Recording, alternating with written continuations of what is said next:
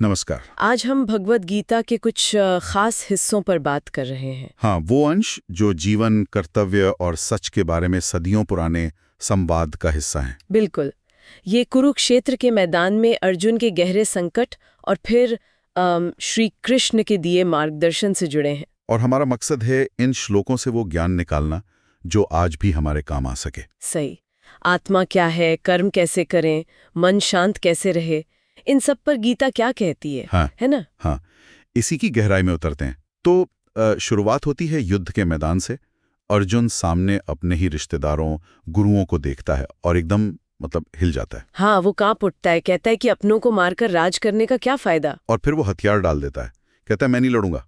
ये तो बहुत बड़ा नैतिक संकट है उसके लिए। बिल्कुल। और यहीं से कृष्ण की बात शुरू होती है।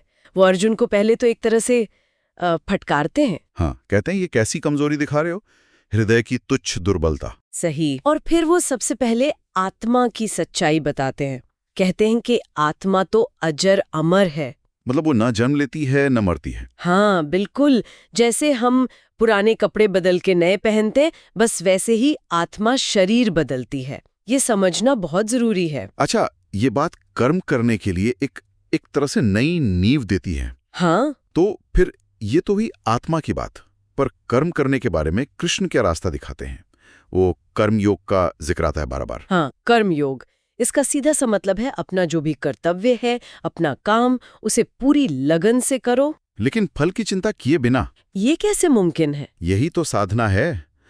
काम करो, पर नतीजा क्या होगा, सफलता, असफलता, मान, अपमान, इसकी चिंता मत करो, उससे जुड़ो मत। कृष्ण ये भी कहते हैं कि कर्म छोड़ना तो कोई रास्ता ही नहीं है, क्योंकि कोई भी एक पल भी बिना कुछ किए रह ही नहीं सकता। सही बात है। शरीर है तो कर्म तो होगा ही।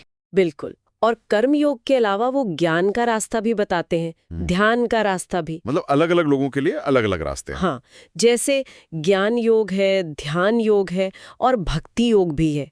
ये सब ईश्वर तक ही ले जाते हैं। अच्छा, और जब ज्ञान आता है तो कहते हैं नजरिया बदल जाता है। हाँ, एक बहुत दिलचस्प बात कही है कि सच्चा ज्ञानी, वो फिर ब्राह्मण हो या चंडाल, गाय हो या कुत्ता, सब में एक ही तत्व दिखता है। बिल्कुल, सब में समान भाव रखता है, भेद नहीं करता। ये आज के समय में भी सोचने वाली बात है। ये तो है।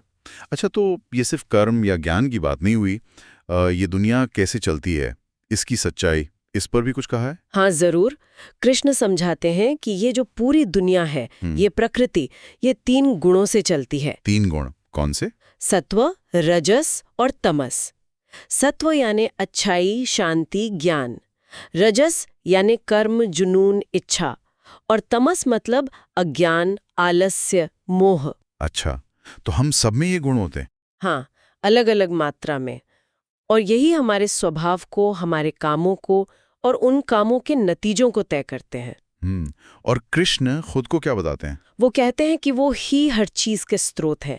सब कुछ उन्हीं से शुरू होता है, उन्हीं में रहता है। और फिर वो अर्जुन को अपना विराट रूप दिखाते हैं ना, वो क्या था? हाँ, वो एक अद्भुत विस्मयकारी अनुभव था अर्जुन के लिए।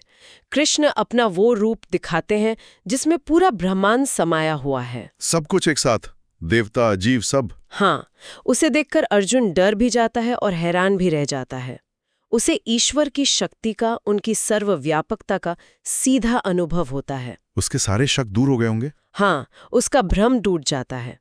कृष्ण ये भी समझाते हैं कि आत्मा शरीर में रहते हुए भी इन गुणों और कर्मों से अलग है, जैसे आकाश, निर्लिप्त। तो इतने सारे विचार, इतना गहरा ज्ञान, आखिर में अर्जुन के लिए निचोड़ क्या निकलता है? समाधान क्या है? देखिए, अंत में कृष्ण जोर देते हैं त्याग पर। त्याग सब कुछ छोड़ देना? नहीं, कर्म छोड़ने का त्याग नहीं, कर्मों से मिलने वाले फल की इच्छा का त्याग, उस अटैचमेंट का त्याग। अच्छा, यानी कर्म करो पर फल की इच्छा मत रखो। हाँ, और अपना जो स्वाभाविक काम है, अपना धर्म, वो करना जरूरी है, भले ही उसमें कोई कमी दिखे, उसे छोड़ना नहीं है। आत्म संयम, वैराग्य, अहंकार से मुक्ति और ईश्वर के प्रति पूरा समर्पण, इसी से वो कहते हैं परम शांति और भक्ति मिलती है। और ये सब सुन के अर्जुन मान जाता है? हाँ, आखिर में अर्जुन कहता है, मेरा मोह नष्ट हो गया, अब मैं आपकी आज्ञा का पालन करूंगा। तो अर्जुन का कंफ्यूजन तो क्लियर हो गया।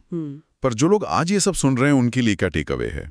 क्या सोचने वाली बात है? यहाँ एक सवाल उठता है, जैसे अर्जुन ने युद्ध भूमि में अपना धर्म पहचाना और मुश्किल होते हुए भी उसे निभाया। हाँ। तो आज की इस कॉम्प्लेक्स लाइफ में, इस भागदौड़ में, हम अपना धर्म मतलब अपना सही कर्तव्य, अपना रोल, अपना पर्पस, उसे कैसे पहचाने और कैसे निभाएं, खासकर तब जब वो मुश्किल लगे। बिल्कुल। और क्या ये जो सिद्धांत है कि बिना फल की चिंता किए कर्म करो, क्या ये आज भी उतना ही प्रैक्टिकल है, उतना ही रेलेवेंट है? ये सोचने वाली बात है। हाँ, इस पर विचार किया जा सकता है।